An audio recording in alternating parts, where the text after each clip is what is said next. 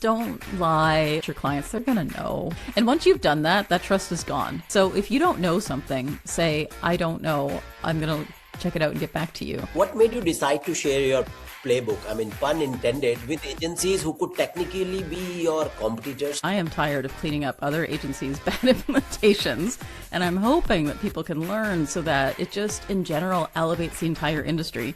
One of the things that, in particular, SEOs have focused on for years as their metric of success is sessions and views, and that's not happening as much anymore.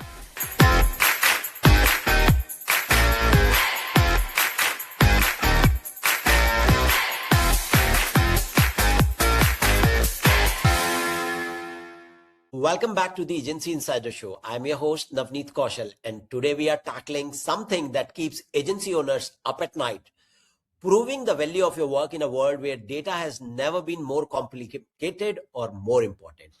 Today's guest is DiTomaso, a partner and a lead instructor at Kickpoint, a long-time analytic practitioner and one of the clearest thinkers in the industry when it comes to analytic, reporting, and measurement.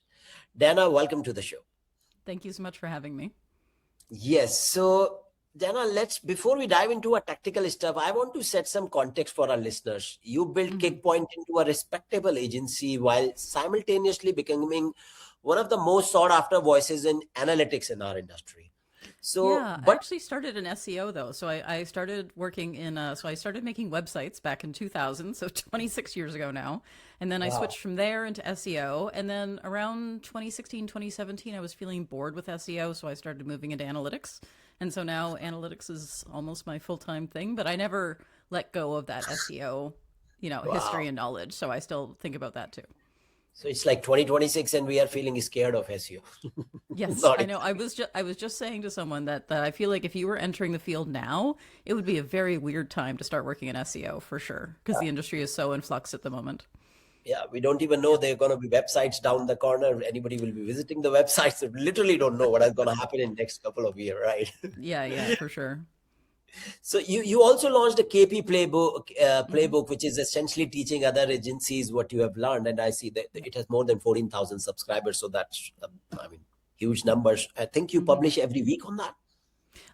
The newsletter comes out every other week. But yeah, I feel like that's a better, every week is a bit tough because it is just me putting together newsletter and there's the agency on top of things. So yeah, every other week feels good. But yeah, it's fun to put that newsletter together because it is things that I feel like aren't quite big enough for an entire blog post. So for example, the one that I published just today is about a little trick that I learned in Google Tag Manager to record stuff on a website where you can't necessarily see all the aspects of the website. And that sort of thing is, I'm thinking for in-house people, sometimes that's useful, but it's also really useful for agency people. Because I think certainly I would say about half my audience is in-house folks and half the audience are agency people. And agencies have such a specific issue with analytics in terms of you're managing multiple clients.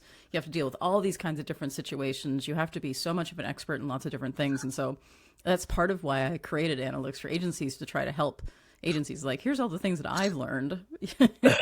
Please don't make my mistakes. Here you go. So what made you decide to share your playbook, I mean, pun intended, with agencies who could technically be your competitors? So what's the strategic thinking there? Yeah, I mean, we're a small agency, so Kickpoint is 15 people. We really have no desire to grow. This is a good size for us. We did get bigger, and we feel more comfortable at a smaller size agency. So realistically, there's only so many people we could actually directly work with. And a lot of my work is tidying up bad implementations from agencies. I would say that that's the majority of the work that I do. Very few clients come to us because they've been doing everything in-house and they want some help. A lot of it is they worked with an agency, the agency screwed up their analytics, and they're coming to us to clean it up. And that's part of why I made the course. I'm like, I am tired of cleaning up other agencies' bad implementations, and I'm hoping that people can learn so that it just, in general, elevates the entire industry. Because unfortunately, in marketing, the barrier to entry is a laptop. So it's not like we have a lot of certifications. Anyone can say that they're an expert. And so I'm hoping that we can get more actual experts out there to help fix, the other issues that people might be seeing. I just want us to all be a little bit better at our jobs. So that's the goal. Okay. And and I have to ask you, you are a weekly technology columnist on CBC radio as well, right? Yep, yep. Now, which means you are explaining complex concepts to a general audience, not just marketers. So Yeah, how and I've does been that? doing that for 14 years now, every Yeah, week, I and I I find that that noticed makes me that. a really good speaker. Yeah, because it's the host of the morning show I talked to just switched, but he used to be a sports guy, and I was like, if I can explain blockchain to the sports guy and he understands it, then I feel like mission accomplished. And that's Right. really sort of what I take as my way of explaining really anything. Is this experience with CBC has been really helpful for me to learn how to break down these really complex technical issues, Right. like how to make sure your consent is set up properly for, cookie consent dialogues, and how to check it, and just explain it in a very step-by-step process. And I also, before I got into this field, I was a technical writer. So part of my job as a technical writer was writing manuals to explain things to people, and I was Right. flying all over the United States doing training. I worked for a CRM software company, and I would train salespeople on CRMs, and salespeople don't want to use CRMs ever, so it wasn't exactly a thrilling experience for them. So I tried my best to like make it entertaining, make it feel relatable to them, and I think a lot of that experience is carried through to what I do now. Right. Now, so of course, when it says you a lot of experience, of course, translating tech for everyday Canadian. Now, how do you has it shaped how you think about client and agency communications, or has it changed anything about how you Hmm. approach reporting? Yeah, I would say it definitely influences both. I would say for communications, something that we really try to remember at Kickpoint is that we are just a very small part of our client's day. There's lots of other things that they do. So we might think about them as a large part of the day. Like if we're working on a big project, we might only work on that client for that day. The client never has that luxury. They have lots of things going on in their day. They've got their regular job. We're just one small part of that. So really trying to remember, of course, we remember this because we're so focused on it, but they're probably not going to remember this or how to do this. So how can we make it easier for them to recall this information, to set up for example, if we want them to make sure to add annotations to GA4, something simple like that, how can we help them set up with a process so that they'll actually remember to do these things? And so it's often working with them and saying, what do you use for your task management software? What can we do for a repeating task? Is there something we can build into the workflow? Like, oh, you don't have a pre-published checklist for GTM. Let's just make you a quick little one so that you all remember. Because part of our thing too is also, you don't necessarily need to work with us forever. If we'll train someone on how to use GA4 and GTM. If they need to make minor changes to conversions, we'll train them how to do that. They don't need to call us every single time they want to add a new conversion to the website. And so in that case, we'll set up a training for them, and then also here's your checklist of all the things you need to check before you hit publish in GTM. And that way they feel really empowered. They feel like they know what they're doing. They never are like, oh my God, what's going on in here? If there's a big user interface change, then we'll do a refresh on the change on the training, because especially in Google Ads and Meta, those interfaces change all the time. So there's lots of training required. GTM is a little bit more stable. GA4 is a bit more all over the place, just adding new features all the time. So it's really trying to help clients not feel like, yeah, I don't want a client to ever feel like they're stupid or something, or they don't know where to click, and it's our job to Right. educate them. And so I think that that's a big part of it with that client education piece, just so they feel really empowered. Okay. Yeah. Now, Oh, and then the other half you asked about was reporting. Yeah. So for reporting, part of it too is really thinking about how can we make sure that the client realizes, here's the impact of our work. And I find that this is a really interesting thing that's happening right now with the rise of AI mode and LLMs and everything else, is that there's a lot less visits coming through to websites. And so one of the things that in particular SEOs have focused on for years is their metric of success is sessions and views. And that's not happening as much anymore. And so because of that, because you've programmed leadership to say more views better, and now all of a sudden more views not necessarily happening, but that doesn't necessarily mean that things are worse. And if you look at things like your conversion rates, assuming they're set up correctly, you'd see that, your site is converting at a higher rate because you have less traffic. But that's okay because you're just getting rid of the people who are never going to convert anyway in a lot of cases. But Right. if you haven't programmed leadership to accept that kind of reporting as opposed to more views better, then that really makes it difficult for you to sort of change that conversation now. So really for anyone listening, like if you report in the first thing you show people is how many visits you had to the website, that's a really difficult place to start. And sometimes you can't, change reports on their head right away. So what I recommend is just changing one thing, introducing one new page or one new metric that Right. instead pulls the focus onto actual business outcomes. What is the actual ROI of your work? So figuring out, the average, for example, if you're in e-commerce, what's the average order value? What is the return rate? What's the lifetime value? If you're working in B2B, there are still calculations you can do. Someone who calls in via phone is X% likely to convert. Someone who calls in via or so emails in is X% likely to convert. Someone who fills out a form or does a booking online is significantly more likely. What's the average sale value, or what's that major metric you want to track, and then build that back and say, this is just math. How much money are you making from what you're bringing to the site? Right. And obviously attribution is trickier than it used to be, for sure, again, because of consent and everything else, but you can still put together some numbers. And I think that that's how you can start to shift that focus away from just views to actual value. Because especially if we are going into an economic downturn, which we might be, one of the things that happened, I remember 2008 very clearly. The agencies that managed to survive 2008 were the ones that were showing that they were actually making money for their clients. And I feel like we've kind of gotten away from that because it's been a bit of a gold rush, and now we have this contraction happening. And now you really do have to make sure to prove that value again. So showing the value of your work, yeah, it's more work to do it. Obviously, it's way easier to slap in a views per channel and call it a day, but it's long term, that's how you keep clients. Now, let's talk further about this reporting, because I think it's fundamentally has already changed, and how we've been reporting for ages.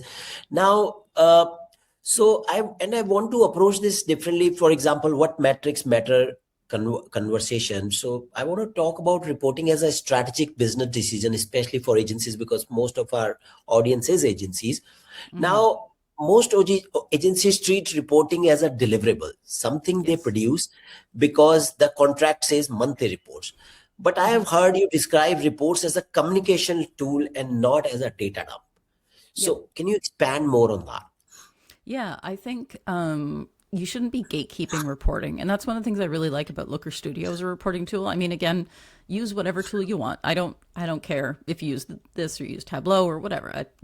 Pick the tool you like the best, but don't gatekeep reporting, because one of the things too is it makes it feel like you're hiding something. And from a client perspective, if you only ever get a report when you have that really boring monthly meeting where the agency shows you a PowerPoint of results, you never actually get the real data, like that's a terrible relationship, because they are not necessarily going to trust you.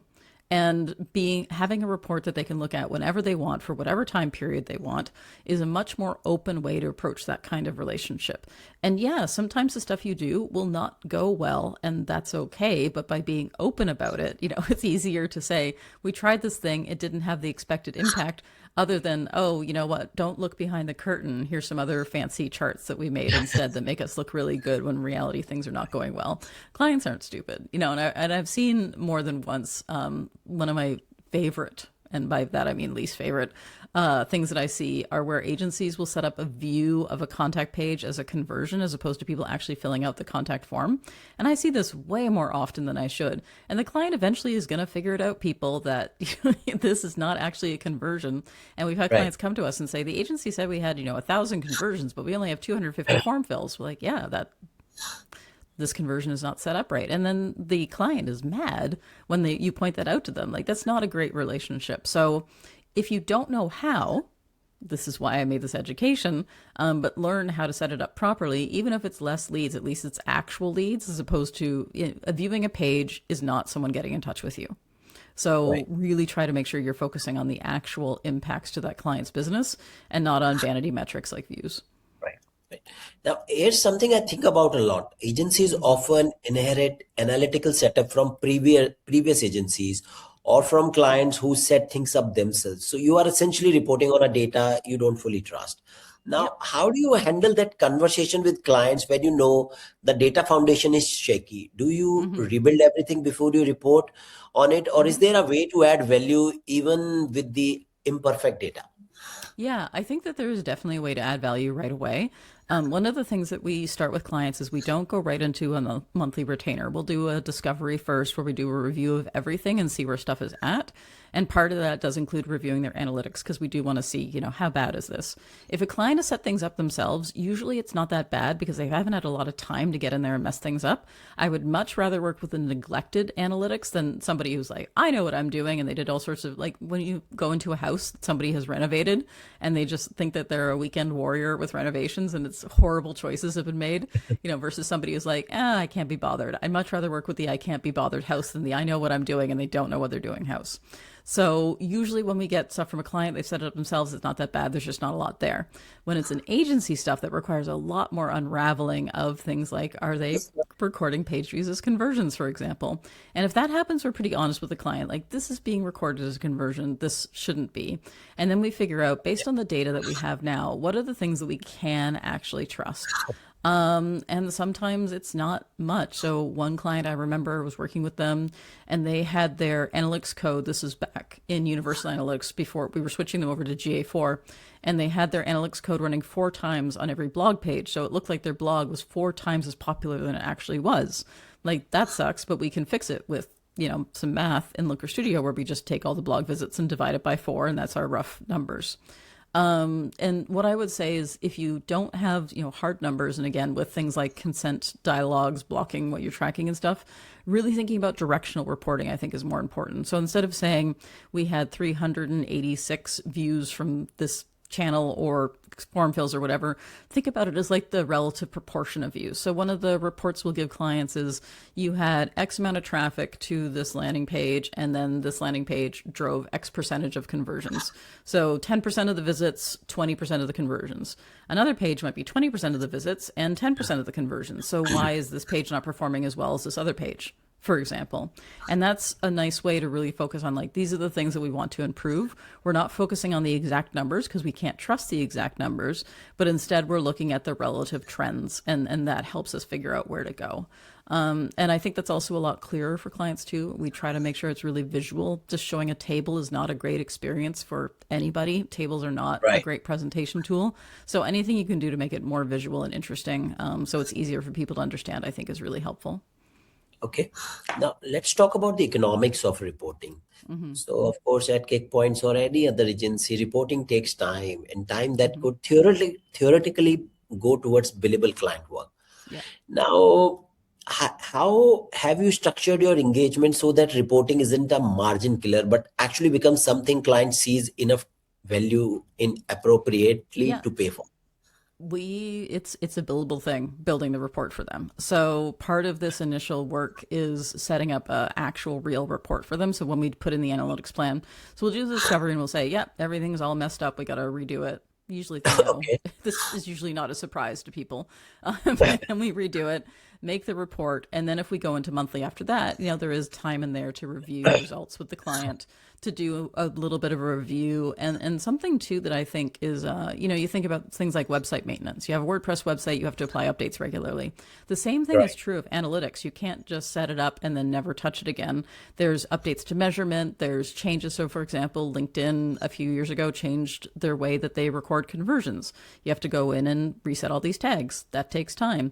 So putting in at least like a quarterly fee to go in and make these changes, it just becomes something that people pay for. And that way it's not a surprise because you're sort of introducing it from the beginning.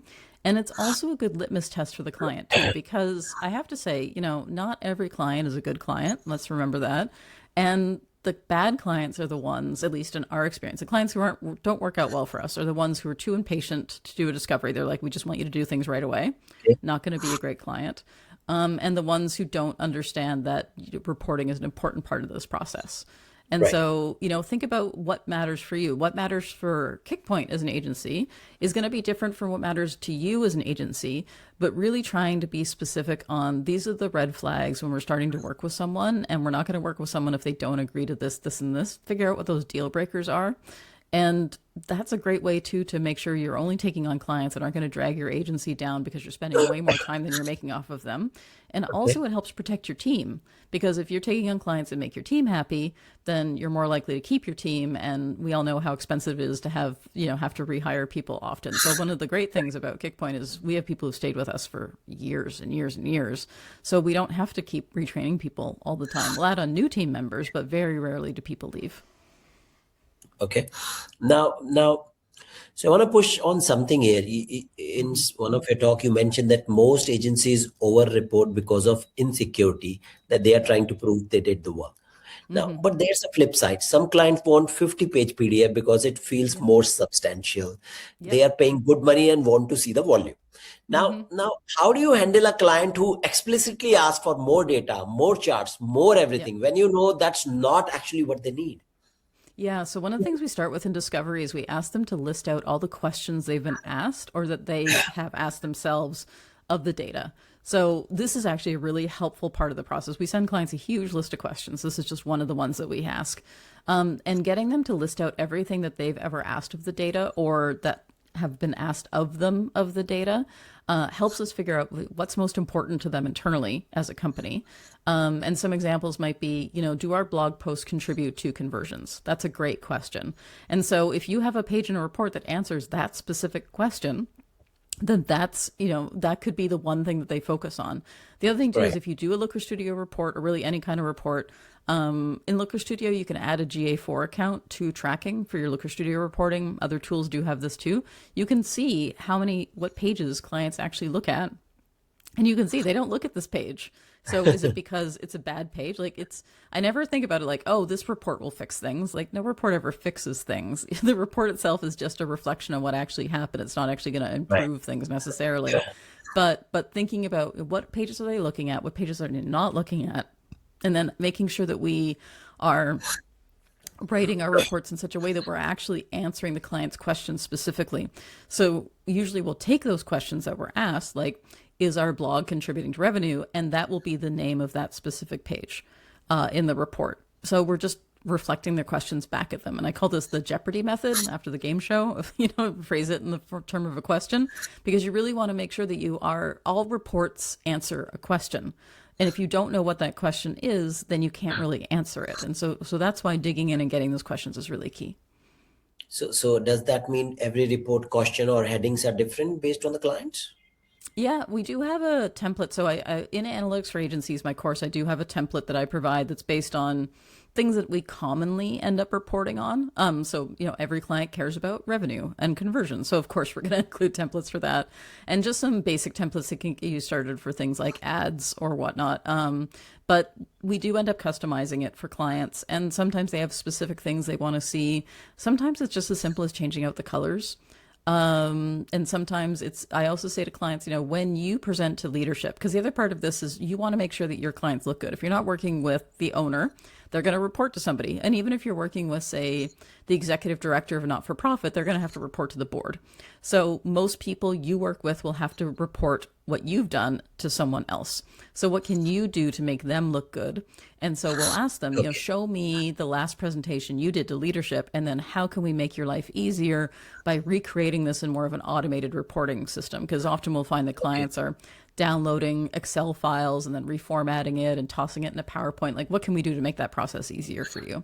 And that can really help too. And sometimes too, clients are reporting on stuff that's weird, and so we can help figure out an action plan for them to start slowly shifting their metrics over to stuff that makes a bit more sense. So Okay. bounce rate's a big culprit. It doesn't necessarily tell you what I think it does, but people love reporting on bounce rate. And so what can we do instead to shift you away from reporting on bounce rate and reporting on something a little bit more valuable like conversions? Right. Now, you work with different stakeholders within client organization. The CMO wants different thing than the CEO, who want different thing than the VP of sales. Can Yep. you walk us through how you think about stakeholder mapping for reporting? Do you actually Yep. create different reports for different people, or is there a more elegant solution? Yeah, we will sometimes create different reports for different people. So, for example, the Okay. marketing team will get a more in-depth diagnostic type report, and then senior leadership will just get a things are going in the right direction or not type report. And I think, don't show the diagnostic report to the leadership team because they're not going to understand what they're looking at, right? And they'll take the wrong information away from it. So really trying to get rid of the noise and just focus on the signal, I think, is really important in those kinds of reports. And often too, they aren't necessarily going in to look at the report. They just want something presented to them. So again, if I can give a one pager to the marketing team that they can then use as their presentation to leadership, great. Let's do that for you. Okay. And another thing we have in our proposals is we have this mystery voices clause. So people who are going to be in the project need to be involved from the beginning, because we also do websites. And what you don't want to have happen is you're just about ready to launch the website and they say, oh, we just got to let the CEO take a look. No. At this point, like, this ship has sailed. The site is ready to launch. The CEO is not just taking a look now because the CEO is going to be like, I hate everything. I want to change this. I want to change that. That is not the time to introduce him to this project, right? So this mystery voices clause says that everybody who wants to be involved in the project has to be there for that initial kickoff meeting and from the start of this project. And if people are introduced later on, then we have to reevaluate scope. And it's something we have in all of our contracts. Clients take it extremely seriously. And I find that just laying that out ahead of time and like, hey, you can't just introduce people later on, really helps with this kind of surprises down the road. And it's just a matter of like setting those expectations, and agencies say, oh, I don't do contracts with my clients. Don't. No, you need to have a contract, and it should be reviewed by an actual lawyer in your country. Yeah. Speaking as a Canadian, often a lot of the stuff that we see is American stuff. American law is different than Canadian law. And so make sure that, if you have a contract you found online, get a lawyer in your country who understands your jurisdiction and your contract laws to review that contract, and include these kinds of things like mystery voices and timeline expectations and, all this sort of stuff. We also have a pause clause. If you ghost us, we're going to charge you for a certain amount and then pause your project, and it's going to cost a certain amount when you eventually come back talking to us again. So I think all these things are really critical parts of the contract, and this relationship, this contract, really sets the stage for how you engage with the client. Not all clients read contracts, and that's fine, but it does protect you when the client Yes. is like, oh, what about this, this, and this? And you're like, it's in the contract. And they're like, oh, well, I didn't read that. Well, you signed it, so Right. can't help you now. So I think I, it's a really important part of that process.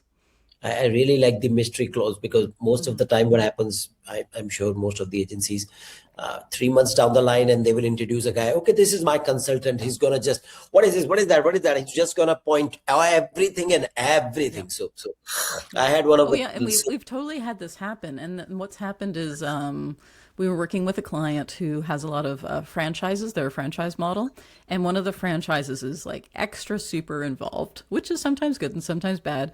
And the extra involved franchise hired a marketing person to come in and take a look at the website, and the marketing person had some suggestions for us. So the client said, "Look, I know about the mystery voices. Can we just do a call with, your team and this guy, and we'll just have a conversation about this stuff?"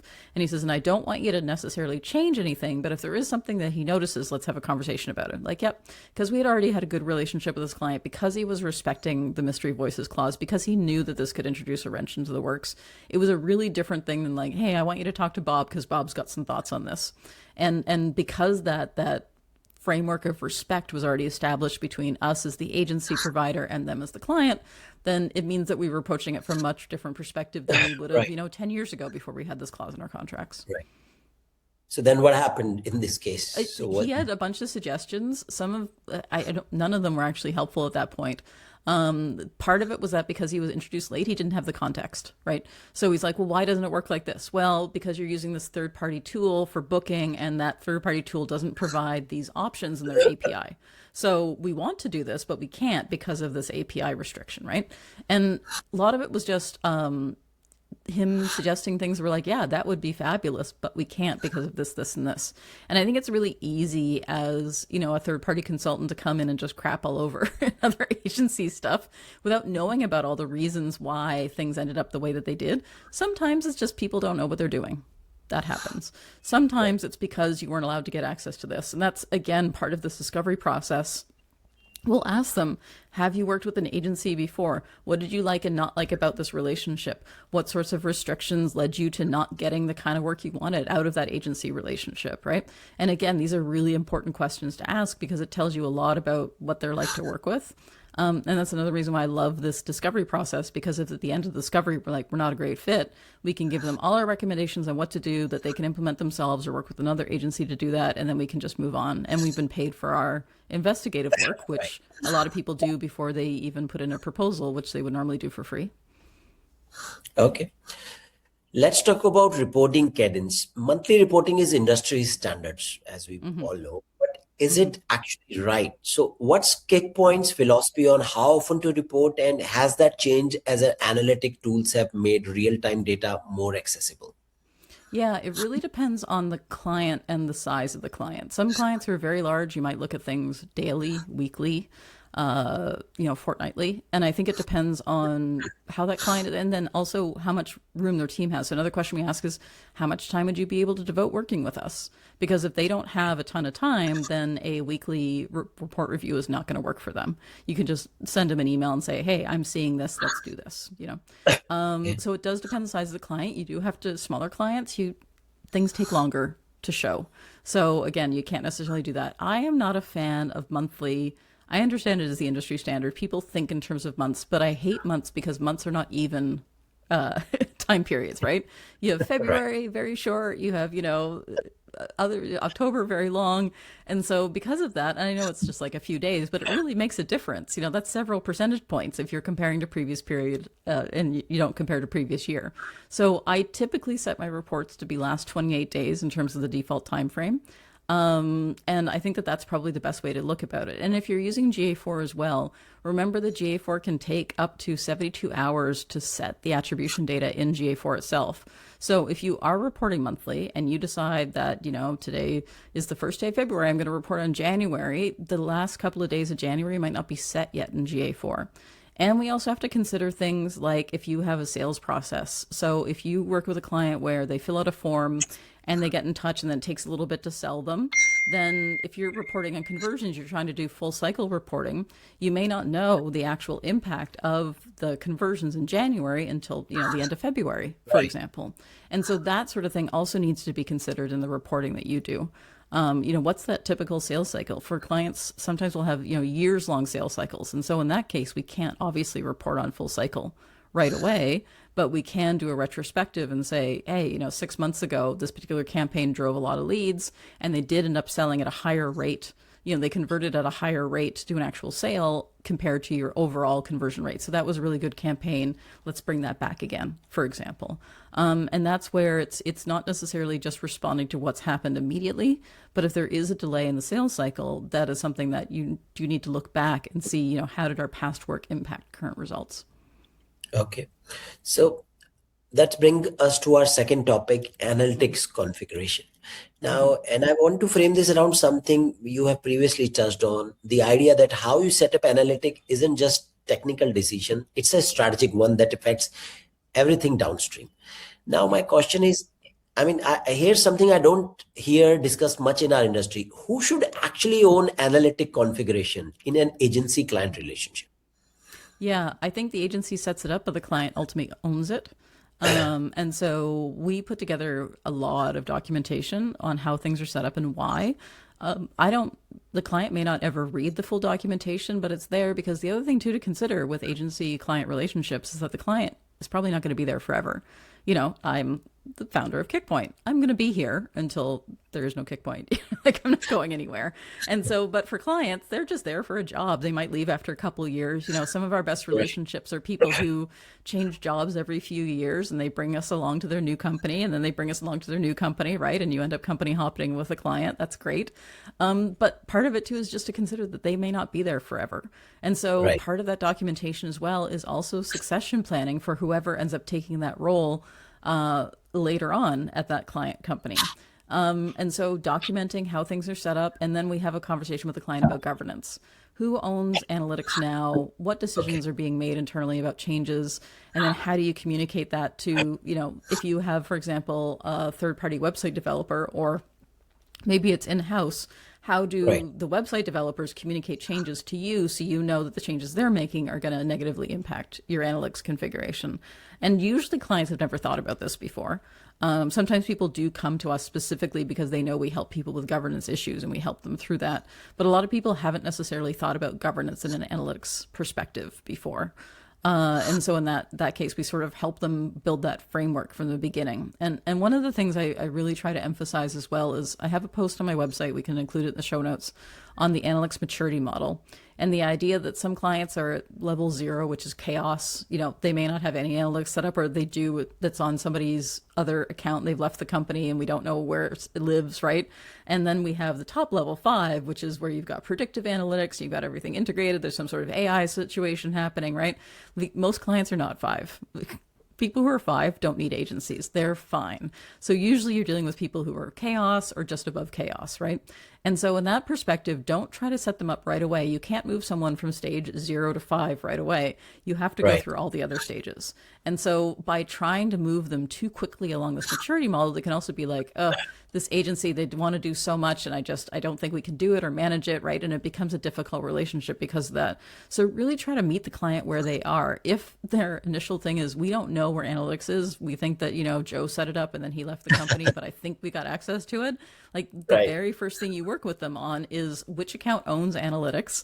Is it a generic account not tied to a specific person? Like, let's get these credentials set. Here's the basics of who owns this information, and here's how to check it regularly. Like that's the first step. And then later you can be like, okay, so now we're going to make sure that we have individual account logins or something like that, right? Like just try to meet the client where they are. Maybe you have a checklist of where the perfect analytics situation is going to be, but nobody's perfect and nobody comes to you because things are perfect. Things are screwed up and they need your help. So where can you meet them where they are and not make them feel like, oh, you've made some bad decisions. Like you don't know all the different things that have happened to lead people to the situation that they're in right now. So try to have a little compassion with that too. Okay. Now let's get specific about onboarding. When Kickpoint bring on a new client, what does your analytic audit process looks like in the first 30 days? Yeah, so I actually have a course on Analytics Playbook of GA4 audits, which is the actual GA4 audit process that I go through, including my own checklists. When we start a new GA4 audit, I literally go into the course files and copy that template that I provide. And so when I have new items, I just add it to the template and let people in the course know that there's been an update based on something I'm seeing or something got moved around. So, that course is literally my audit process, and I do audit my audit process regularly. So that's just a review of how is everything all set up. And then we also do a Google Tag Manager review. If there's a consent management system, we'll review that as well. We'll look at the reports. We just want to see where everything's at. What's flowing to where, we ask them things like, what is your sales process in terms of who, somebody contacts you or wants to buy something and they're not an e-commerce site. That's obviously quite clear, but where does that go? Where is customer data stored outside of payment information? Because part of these questions too also influences if you need to have consent dialogues, particularly if you're working with American clients. A lot of individual states have privacy laws now, but it depends on how many clients that person works with. So knowing how many people they have in their contacts database is actually really important to determine if, the Virginia privacy law applies to them, for example. So asking those kinds of questions is really important too. So just getting a review of everything, and then we go over it with them. That review is often a bit overwhelming. Some of it may not be a surprise, but it's sometimes if there's a lot of issues, I'll just sort of hit the highlights and then they get the full report that has everything if they feel like reading over everything that's messed up. But at that point, it's, they know they're going to commit to us fixing it. It's just to showing that we did our due diligence and we really dug in. And you'll notice too, we don't do automated reporting. There's a dashboard that I built for Looker Studio, which is available for free on our website to help you do these GA4 audits, but that just pulls reports for us. The actual audit itself is actually manually writing it out. And that's because I find that these automated tools, AI can't know the context, right? And a lot of what's available in the GA4 API is not things like settings and configuration, which is actually determining if things are set up properly or not. So you just have to do the manual work. No tool's going to do this for you. Okay. So I'm just curious about the non-obvious things you look for, not just GA4 installed correctly, but the signals that tell you whether the client's data can actually inform decisions. So what is your flow when it comes to this? Yeah, so looking at the conversions in particular, like what are they set up on and are they working properly? I also take a look. So if they're doing, Google ads and LinkedIn ads and Facebook ads or Reddit ads or whatever, Okay. are the conversions the same for all these platforms? And that can often tell you as well, like how the ad agency works with the client, because sometimes they'll have just a specific PPC agency. And if that PPC agency is doing different conversions between what's in analytics versus Google ads versus, LinkedIn ads versus Reddit ads, that tells you that they're not measuring the same thing across platforms. So how could they compare platform Okay. performance if they're not measuring the same things? And then also asking the client things like when somebody fills out a form to get in touch with you. We do a lot of B2B, so this is why I'm talking about forms, but I find that this part of the process is most difficult. If you're doing e-commerce, you're selling t-shirts, somebody bought a t-shirt, they didn't. If somebody is working with a personal injury lawyer, that is a long process that they go through, and it could take years before that payout actually happens. So what process does the client have in place to be able to track this person came in via this ad and then ended up deciding to go with a sister law firm, and then 4 years later we got a $8 million payout, which we can attribute back to that ad, right? People don't typically do that, but asking them on that process, like where your data connections, what systems talk to other systems, what systems don't talk to other systems, that might be the first time anyone's ever asked them that. And I find that that's a really good part of the process to work them through. And I'll say, this is something we're not going to do right now because the house is on fire. We got to put that out first before we, do the landscaping. But then once that's done, then we're going to work on this other process. They can also see the evolution of, we're going to fix this, and then I want to get this into place. And then your end goal, ultimately, when we're done this, is this. And by keeping their eye on the prize in that way, it helps with the boring administrative work that has to happen of like, okay, well, you have to get Google ads set up this way and click this button, and this is why we're doing this. And they can always say like, okay, we're all doing this because eventually we're going to be able to have this one thing that we really want out of this relationship. Okay. Now, Google Tag Manager versus other tag management solutions. This is a decision many agencies make once and never revisit. So Yeah. now for agencies who are standardizing their tech stacks, what factors should they weigh? And is there a case for using different solutions for different client types? Yeah, I mean, for different client types, I don't necessarily. Google Tag Manager is what I go to first, whether it's client side or server side. Okay. Making the decision about client side versus server side is a big one, and that partially depends on the size of the client.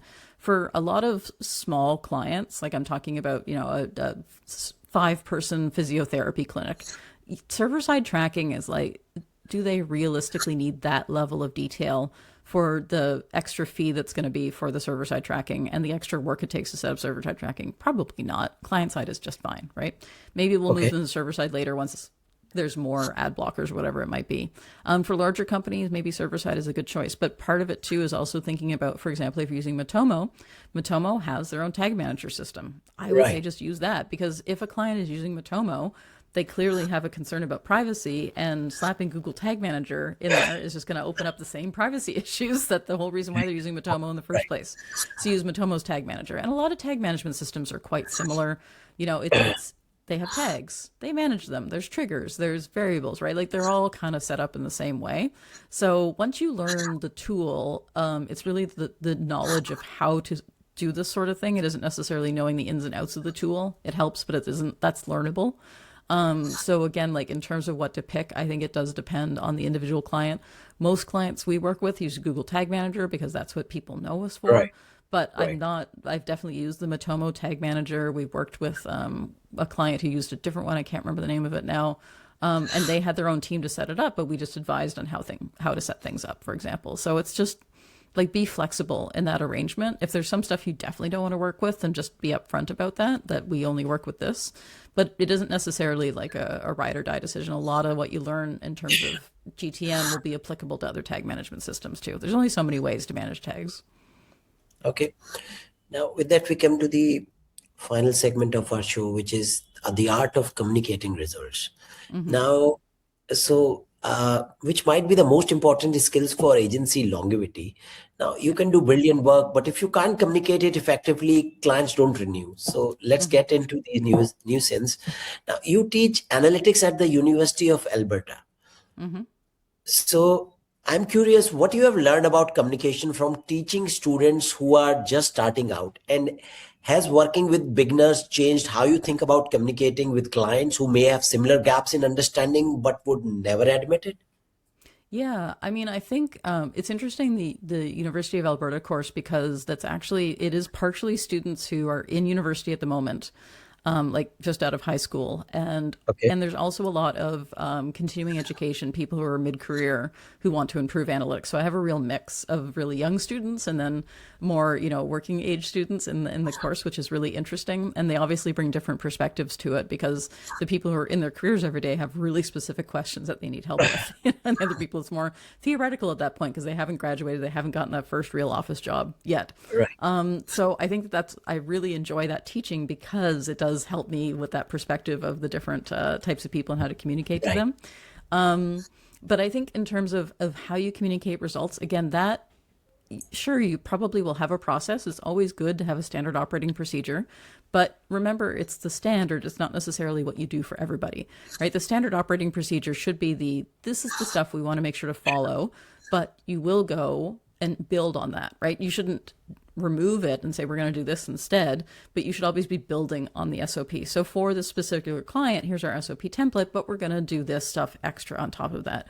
Or here's the considerations that we need to know that like this person reports to this person, but this other company over here, they also need to be kept in the loop, but they don't necessarily have the direct reporting structure or whatever it's going to be. Like those are important things for whoever talks to the client, whether it's account people or at our agency, we don't use account people. We just communicate directly with the clients. Whatever Okay. that communication is going to be, it's always good to know those kinds of relationships. So document that stuff. But then also for reporting, figure out what's going to work best for the client. Some clients don't want to have a regular reporting thing. They just want to look at the reports themselves when they feel like they have time. Great. No problem there. Sometimes in that case, we'll check our dashboard of whether or not they've looked at the reports and we'll see that they have. Love it. Other clients, sometimes we'll know that they're looking at the reports, but if something really interesting or, useful we see, so, we started running this campaign and hey, look at this right away. We're already seeing some impact from it. We just drop them an email and let them know. And sometimes other clients, realistically, a client will know if your work is delivering results because they will see it happening, especially if they're Right. at that level where they're seeing, more people contacting them or when we're working with fundraisers. They will see that there is more money coming in via fundraising. It's pretty quick. They'll know if your work is paying off or not. So they should be also seeing the results. And if they're not seeing the results that you're delivering, then either it's a reporting issue or, maybe your conversions aren't set up correctly, or sometimes they're just a grumpy client who's going to be happy with anything. And then that means, you might not want to continue that relationship anyway. Or it could be, it just depends on how your relationship is with that client. We have clients we've worked with for years and they have a specific thing that they know they need to report. We have a really great relationship in that way, but you never want it to become routine. You always want to make sure you're going in and making sure you can do things better or change things up or just check in with them and see, has there been any changes in who you report to? Because companies will go through reorganizations and stuff. So always keeping on top of that too can help you make your client look good. Because ultimately, at the end of the day, what keeps you renewed with that company is making sure you make that client look good. So what can you do to make that happen? Okay. Let's talk about the psychology of presenting results. So you have mentioned the tendency to build towards a dramatic conclusion, Yeah. but that most people wants the bottom line first. Now, Mm-hmm. beyond just leads with insight, what's the structure of a result presentation that actually works? So can you walk us through the anatomy Yeah. of Kickpoint client presentation?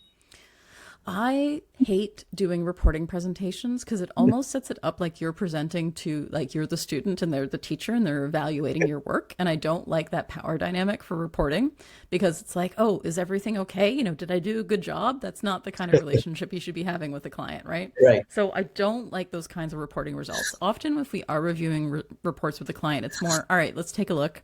So, we saw this or we saw that, or let's have a question about this, but we don't really present reports in that way.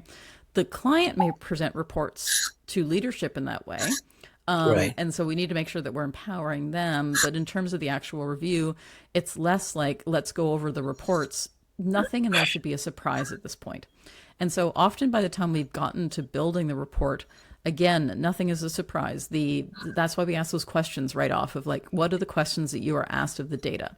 And so at this point, by the time we build this report, we already know what questions are being asked. We've set up the analytics configuration in a way that will make sure we're answering those questions. Or if we can't answer a question, we'll let them know why we can't. So there's a third-party tool that you use that does not communicate with anything. And this happens a lot with industries that have, a really specific CRM that's just built for podiatrists or something, and so there's no API, it doesn't communicate with anything. Like, we know this is a black box and this is what we can track and this is what we can't track, and just being really honest about that, right? But at that point for the report, there should be no surprises. The report should just be like, yep, okay, we know exactly what we're going to see here, and we're just going over it to be like, does this look good? Making sure they're not colorblind. That's another thing to check out with, is always asking clients if they're colorblind or not, because that will influence what colors you end up picking. Right. And then, doing that review and saying, like, does this communicate to you what you need to communicate to others? Or if you're working directly with the owner, like, does this show you what we need to what needs to be shown? And so it's more of a collaborative approach at that point. And then when you are doing those regular reviews, it's less about the results, because anyone can look at the results at any time, and more about the work of like, here's the stuff that we worked on, and here's the things that we want to do next, and we need this and this and this from you, and tell us about anything interesting that's coming up. So you're going to go do a trade show, cool, or you got approached by a connected TV provider, let's talk about if that's something we want to approach or not. So I think that those are all opportunities for discussion and changes, not necessarily a review of like, we received X percentage of leads from organic. Like, it's also really boring. It's not a good time. Right. Now, here's a scenario every agency owner has faced. The data doesn't tell a clear story. Maybe results are flat, or the picture is mixed, or the sample size is too small to draw conclusions. Yeah. Now, how do you communicate ambiguity without losing clients' confidence? And what's the language you use when you genuinely don't know what the data is telling you? Yeah, sometimes we'll say like, we don't know what's going on here. And I think being honest in that way, like, don't lie or BS your clients. They're going to know. It's just like, and once you've done that, that trust is gone, right? So if you don't know something, say, I don't know, I'm going to check it out and get back to you. And even I say that sometimes. People are like, oh, well, you've been doing this for so long, you have all this expertise, you should know everything. No, I'm not going to know everything. And sometimes, like, one of the things I love about working with clients is like, there's never the same two things you're doing at any one time. So a client will say, hey, we're evaluating this product. Can it communicate with this? Like, I've never heard of this thing. I will get back to you. I will let you know. And I think being honest in that way also really helps you build that trust with the client. And also, just being honest about the things that you can't track is really important too.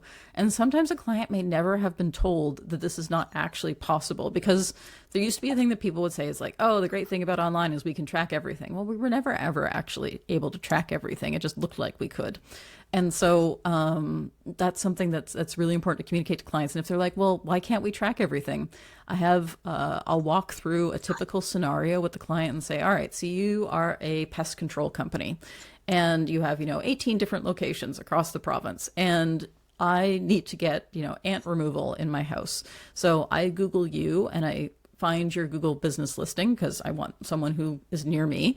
And then I click through to your website. I'm like, great, I'm totally going to sign up for this, but I'm not going to be home. So I'm going to send this to my spouse because they're actually going to book the appointment. And then when they book it, it's going to look like this person came in via direct because they clicked on the link in the text message that I sent them. And so now it shows up as a direct search, even though I originally came to the website via Google Business Profile. That's a totally realistic scenario. And this could be why you have so much direct traffic, for example. And this is just walking, they're like, oh yeah, I guess people do that, or asking them like, how do you search for companies? Like, what do you do? Because people do all sorts of weird stuff. They'll leave tabs open for weeks or months, right? Before they actually make a decision on something. The attribution is lost because it's been more than 90 days. Like, clients probably don't know that there is such a thing as an attribution window. If they've never talked, they might know about it for ads, but they may not know about it for analytics, for example. So saying to them, like, the attribution window is GA4 is 90 days. So if you open a tab and then you via organic or an ad, and then you don't come back to that tab for like 6 months, and then you purchase, that attribution is lost. Done. So like, oh, I didn't know that was a thing. Like, yeah, that's what happens. And so if you are in a industry that's long consideration times, you're probably going to have a harder time with attribution, and this is why. And so I think being really honest and just walking through potential scenarios and like, how would that show up in your reporting? So if I did that, you would see a visit from me where I visited the contact page via Google Business Profile, but there was no conversion. And then you would see a direct that went straight to the contact page, and maybe they called you and you have call tracking, so you could see a call came in via direct, but you have no idea where this person originally came from, right? So those are the two visits you would see from that scenario. And by showing that to the client and really walking them through it and explaining it to them, I think that helps them understand the limitations of what's there. And so it also helps deal with some of the, clients are like, well, I want it to be 100% accurate at all times. It helps them understand that's not actually possible. And if they still insist on 100% accuracy after that point, not a good client. So it's, yeah. So most of these things, do you inform them at the time of discovery, or it's just a situation based? Yep, discovery and situation based. I would say in discovery, it's when we're talking about the results of this, like what can you realistically expect if we fix up your analytics? We'll have this, and this improved, but there's always going to be a gap here because of this. And, there are some technological things we can try to close that gap, but we can never fully close it because there's just always going to be this issue. Or, one of the things that we'll see is a lot of great leads for agencies, for example, might come from, say, Teams links or Asana or Monday or whatever project management tool the client is using, because someone will say, hey, here's our short list of agencies we want to contact. They'll click on that link in Asana, for example, come to the website, fill out the form. Well, now it shows that they came via Asana. Obviously, Asana did not magically put our link into there and said, hey, you should contact this agency. That's not what happened. So there was something else that happened, but we're never going to know what it is. And it's never going to show up in analytics because that ship has now sailed. So explaining that to clients, I think, can be really helpful, and say, this is a valuable channel because this is someone who's clearly pre-vetted you. And so I like tracking that traffic. I like doing remarketing on anyone who comes to the website via project management links. That means they're already interested. But we'll never know necessarily where they originally came from unless you manually ask them. And, it's just, and that helps them understand, like, these are the limitations in reporting, but this is why I like this channel, because it indicates this. And a lot of people have never necessarily had that explained to them before. They've never thought about it in that way before. And I think, again, that's your role as an agency, is to provide that level of knowledge to your clients. Okay, now let's talk about communicating bad news. Not just flat results, but actual problem. Traffic is down, conversion dropped, something broken. What's your framework for delivering negative news in a way that doesn't damage the client relationship or create panic? Yeah, I mean, I think you just have to kind of be honest about it. And so thinking back to the client who had the 4-time, the quadruple measurement on their blog posts, I was just really honest, and I emailed them and I said, hey, look, there's an issue here. We're seeing that the Universal Analytical Code is loaded 4 times on the blog page. This is the impact of this. It means that when we switch you to GA4, you're going to see 1/4 of the traffic than you used to, and it's going to be more accurate.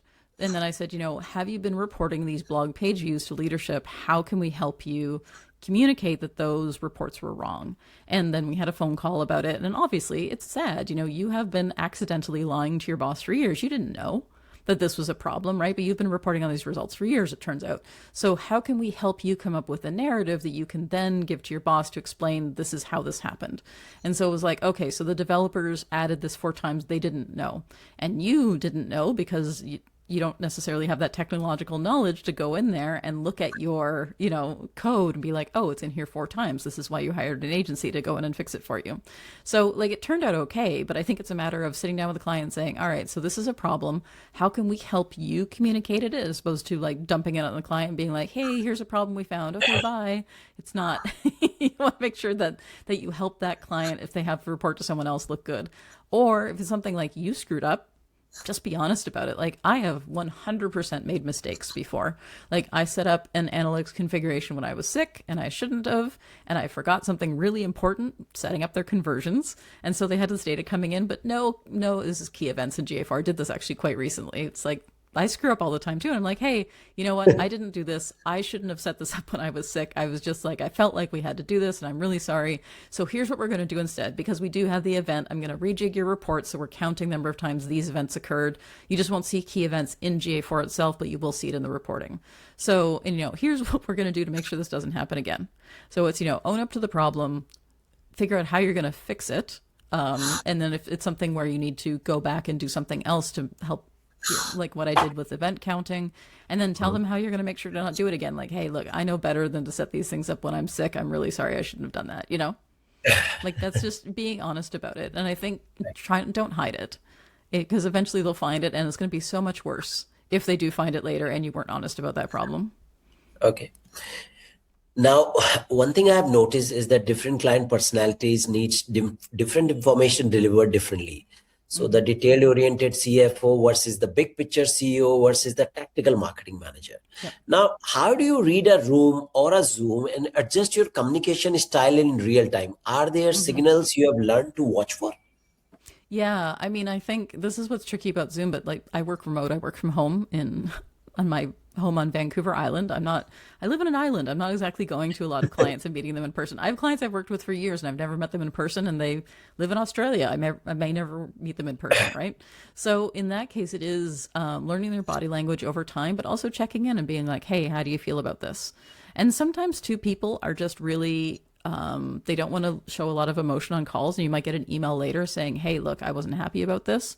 I think it's also useful too if you can have someone else from the agency there with you who can, maybe they're not as involved as you go over stuff, but they can watch people's reactions to things. And also this is something that comes with time and experience. Being able to, if I'm going over an analytics plan with a client and just stopping and saying, hey, does this make sense? And sometimes too, it's good to also just let there be some silence and just let it sit for a minute. And then that makes them feel like they can jump in. Because if you're just talking, and you never stop, then they may not feel like they can say anything. So making sure that you are talking, but then also, is this work? What questions do you have? Like give them a prompt or just let it sit and see if they jump in and say something. Okay. Now, let's address the elephant in the room. Clients who don't trust the data or who have their own interpretation that contradicts yours.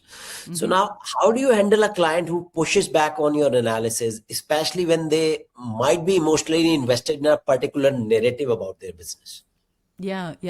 That can be really tough. And what I find is that it's sometimes you just sort of say, you know what? I totally see what you're saying. Why don't we try your way and our way, and then we'll come back and compare, And sometimes clients are right too. We've had situations where clients like, I think adding this video to the homepage is really going to help our conversion rate. We're like, okay, we'll try it. And it worked. Cool. We'll tell the client like, hey, we're really excited this works. Thanks for the suggestion. The next suggestion they have may not be a good one. I think it's just a matter of like being open to what the client is saying. But sometimes, people will be flat out wrong about stuff, or they'll have outdated interpretations of how things work. And sometimes that means it's not going to be a great relationship. I don't think that there's ever that situation that happens in movies where you have this big boardroom showdown and then the CEO admits, oh, I was wrong, you were right. That is not going to happen. Right. Part of what makes someone a CEO, good or bad, is also, knowing a lot of stuff, and they may be very convinced in their ways and they may not be willing to change their ways. And you just have to accept that that may not be a battle you're ever going to win. So what I always tell people is like, choose which hill you're going to die on. And I think it's easier for me now being, in my 50s and like, I don't care as much as I used to. Like, I don't have to win every battle. That's okay. If you're young in your career, you might be like, I have to win every single time. Right. Like at some point you'd be like, I'm too tired for this. I don't, I don't need to win every single battle at all times. Right. And so I think it's a matter of just accept the things you can't change the things you can, and I think that also makes things a lot happier for you too. Remember, like, we're not saving babies here. This is not rocket science. It's marketing. And just try to have some perspective. And at the end of the day, like, you still have to be, happy with yourself and your job. And if you're working with a client that doesn't make you happy, that's probably not a great fit for the agency. And it's making you miserable. It's going to be making other people at the agency miserable. Like, sometimes you just got to let that go, which sucks because, money, but also it's what's the worth of that client who's being a pain. Right. I had myself instances where I have gone ahead and fired client because it's too much of a stress at times. Yep. I would say it can't work. It's not a good Oh yeah, and match. for us, like if a client like ever swears at someone on our team, done immediately, like out the door. We'll have big no-goes in that way. But this is where the discovery is also really critical for us to be able to evaluate the client. And then we'll often be able to catch these things before we've worked with them for years, and then we finds out later that they're horrible. Usually we'll be able to tell this pretty quick. But again, that's like that's an agency maturity thing. In the beginning, we wouldn't have been able to do this process, but Kickpoint's been around for it'll be 14 years in September, so we've got a pretty good process at this point. And Laura, our managing director, is very good at managing that part of the process for sure. All right. So I think we overshot our time with this. So this has been one of the most practical, valuable conversation we had on this show regarding the analytics. And of course, you have given listeners a masterclass in how to think about analytics, not just a technical challenges, but as a core business competency, and especially what all you can add in your contracts to save yourself if it comes to people being very hard with you. And for everyone's listening, I'll put links to KP Playbook and Dana's resources in the show notes. And if you get value from this episode, do me a favor, share it with one other agency owners who's struggling with their reporting practice. This stuff matters, and Dana's approach can genuinely transform how you serve your clients. Dana, thank you for being so genuine, so generous with your experience and expertise today. Yeah, of course. And if people are interested in checking out analytics for agencies, if you use the code INSIDER, you'll get 20% off the course. So feel free to use that as well. And if you're not based in North America or Europe, we also have a parity pricing program. So let us know what country you live in, and then we calculate a percentage difference based on what country you're in and your purchasing power versus the US dollar. Because, in Canada, I think our exchange rate is 1.38 right now against the US dollar. Some people buying things in USD can be really expensive. So if you're in Ecuador, for example, I think we have an 85% off coupon so that it matches the US dollar. So you can check out the parity pricing on our website as well. It's not necessarily a good fit for everybody, but I think we serve 140-ish different countries around the world with our parity pricing. So that should help as well. Wow. And to our listener, that's it for today's episode of the Agency Insider Show. I'm Navneet Kaushal, reminding you that the agencies who win aren't just doing great work, they are proving it. Until next time, thank you.